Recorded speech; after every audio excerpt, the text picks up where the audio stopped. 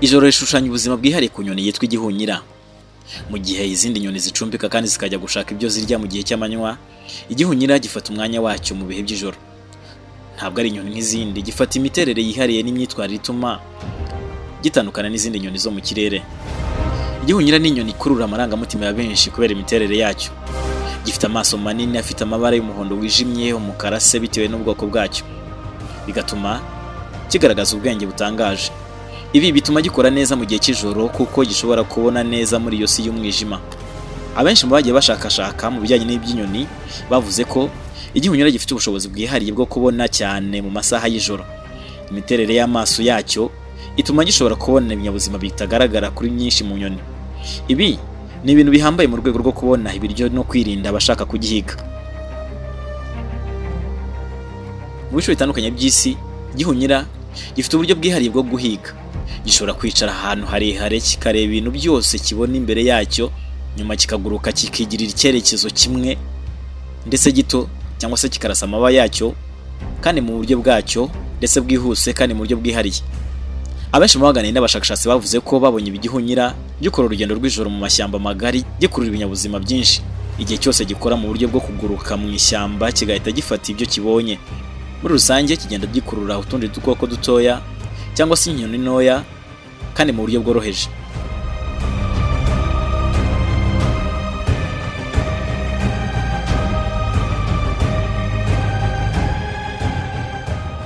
Igihunyira gifite ubushobozi bwo kubyaza umusaruro ibiryo byihariye. Uko gikora gifasha kuringaniza urusobe rw'ubuzima, cyane cyane bigenda mu masaha y'ijoro ndetse bigakurura ibitekerezo ku buryo ishyamba ritandukana n'indi si.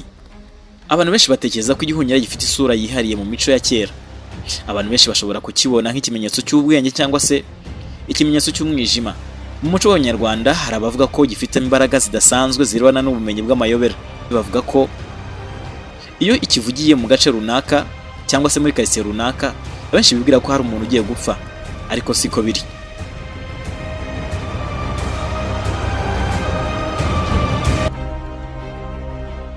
Mu mico imwe n'imwe, iyi nyoni ifatwa nk'ikimenyetso cy'ubwenge, ariko kandi mu yandi magambo ihora yerekana ikintu gishobora kuba cyaba kigiye kuba cyangwa se gitanga ubutumwa bwihariye. Ariko kandi hari n'abagifata nk'inyoni itera umwaku cyangwa se n'ibindi, cyane cyane nk'iyo bavuze izina ryacyo mu masaha ya mu gitondo. Iyo usomye ibitabo byinshi bitandukanye bigaruka kuri iki kinyabuzima, bigaragaza ko kuva na kera abantu benshi bari bafite uburyo bwabo bwo kwakira igihunyira. Mu bihugu byinshi harimo n'u Rwanda, abenshi bafata igihunyira nk'ikimenyetso cy'ubwenge. No mu bihugu nka Afurika y'Epfo na Aziya ho cyifashishwa nk'ikimenyetso cy'ubutwari cyangwa se ibitekerezo by'umutima. Hari n'abandi ariko usanga bafata igihunyira nk'ikimenyetso cy'amahoro cyangwa se ibitekerezo by'ukuri.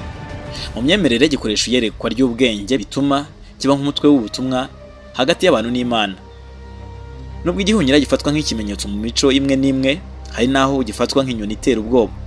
Mu bihugu bya Afurika y'Iburasirazuba harimo n'u Rwanda, igihunyira cyagiye gifatwa nk'ikimenyetso cy'ibitekerezo by'umwijima cyangwa se kubangamira ubuzima bw'abantu.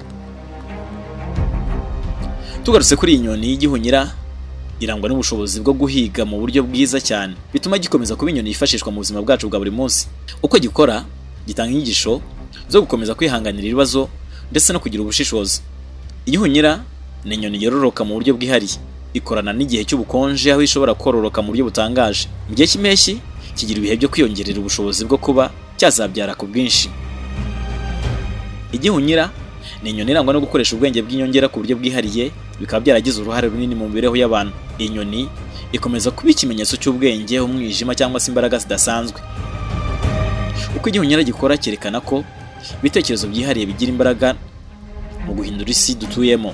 Igihunyira gishobora kuramba imyaka runaka bitewe n'ubwoko bwabyo, cyangwa se n'aho byororerwa, cyangwa se n'aho kiba, cyangwa se n'ibyo birya. Abakoze ubushakashatsi banditse ko muri rusange basanze igihunyira gishobora kumara imyaka iri hagati ya 10 ndetse na 30 bitewe n'ubwoko bwabyo ndetse n'ibyo birya n'imibereho yabyo. Hari amoko y'ibihunyira afite igihe cyo kubaho kiri hagati y'imyaka 10 ndetse na 15 mu buzima bw'ubusanzwe, ariko mu gihe cyose kitahuye n'impanuka gishobora kubaho imyaka 20 cyangwa se kurenza. Amoko amwe nka barn owl na town owl ashobora kubaho hagati y'imyaka 4 ndetse n'10 mu gihe cy'ubuzima bwiza, ariko amoko nka great horned owl ashobora kuramba kugeza ku myaka 25 cyangwa se kurenzaho. Igihunyira cyororoka mu buryo bwihariye kandi gitera amagi mu buryo butunganye. Ibihunyira byinshi bifite imitwe minini, imibiri yuzuye amababa yoroshye hamwe n'amano adasubirwaho ashobora kwerekana imbere cyangwa se inyuma. Amaso y'igihunyira areba imbere nk'uko abantu benshi babibona. Amoko menshi y'ibihunyira akora mu masaha y'ijoro, ntabwo ari ku manywa. Ku isi hari amoko agera kuri 250 y'ibihunyira. Ubwoko bwinshi bw'ibihunyira bufite amatwi adasanzwe, aherereye ahantu hatandukanye mu mutwe w'igihunyira. Amatwi yabyo ashobora kwerekana aho amajwi ari mu rwego rwinshi kugira ngo kibashe kwitegura intego yacyo cyangwa se imyigaragambyo. Amaso y'igihunyira ntabwo ari ijisho ry'amaso. Amaso yabyo ameze nk'atanyeganyega rwose, atanga icyerekezo cy'indeba kure, icyo bise mu Cyongereza pair of binoculars. Yibanda cyane ku byo bihiga kandi bizamura imyumvire yimbitse. Ibihunyira bishobora kuzunguruka ku ijosi dogere 270. System ihuza amaraso ikusanya amaraso kugira ngo yongere ubwonko n'amaso mu gihe kigena mu masaha y'ijoro kigabanya umuvuduko.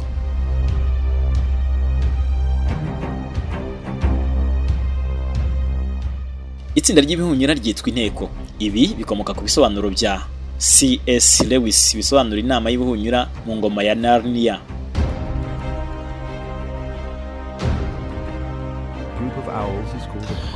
Nyine ni nk'abayobozi b'abanyabwenge bateraniye mu nteko ishinga amategeko. Ni inyoni z'ijoro cyangwa se nocturnal birds zisobanura ubwenge. Ibihunyira ni ibiremwa bitangaje cyane cyane mu kumva no kureba kure, ibintu bituma ibi binyabuzima biza ku mwanya wa mbere mu guhiga ibyo birya cyane cyane mu masaha y'ijoro. Ikindi gihe nubona iri tsinda riguruka ricecetse, ujye uhamya ko ubonye inteko ishinga amategeko. Ibihunyira bihiga izindi nyoni. Igihunyira gito cyane ku isi cyitwa elf owl, udusimba duto cyane turya udukoko dufite uburebure bwa santimetero 5 kugeza kuri 6 kandi dupima hafi 1/2 cya grama. Igihunyira kinini kiba muri Amerika y'Amajyaruguru cyitwa Great Grey Owl, gifite uburebure bwa santimetero 32.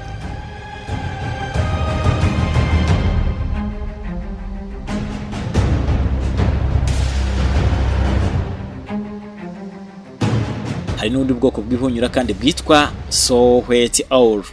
Gishobora gukora urugendo rurerure hejuru y'amazi.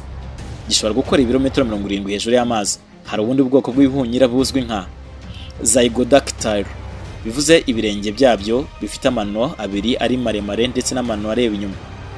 Bitandukana cyane n'izindi nyoni nyinshi za Zygodactyl, ariko ibihunyira bishobora gukusunikira rimwe mu mano y'inyuma kugira ngo bibifashe gufata ndetse no kugenda. Bityo rero igihunyira gishobora gukora ibirometero 200 mu isaha imwe.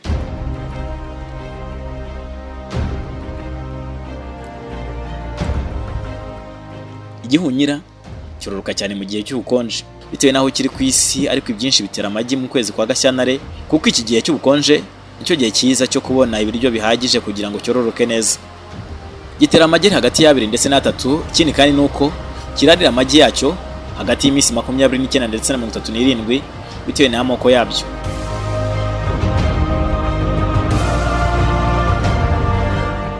Nubwo IUCN igaragaza ko ibihunyira bitari ku rutonde rw'inyamaswa zifite ibyago byo gukendera, ariko kandi kimwe n'urundi rusoro rw'ubuzima, ibihunyira bifite ibyago byinshi by'uko aho bigenda biba hagenda hashiraho mu cyo bise habitat loss, ibyago byo kuba bihigwa cyane bikicwa, ihindagurika ry'ibihe ndetse n'ibindi. Ariko kandi Planet Wild ikomeza ivuga ko hari bumwe mu bwoko bw'ibihunyira ufite ibyago byinshi byo kuba byakendera nk'ibyitwa Forest Owl biboneka gusa mu Buhinde bwo hagati, ndetse n'ibyitwa Spotted Owl biboneka muri Mexique. Ariko kandi EWT.org ni umwe mu miryango yagiyeho ijyanye no kubirengera.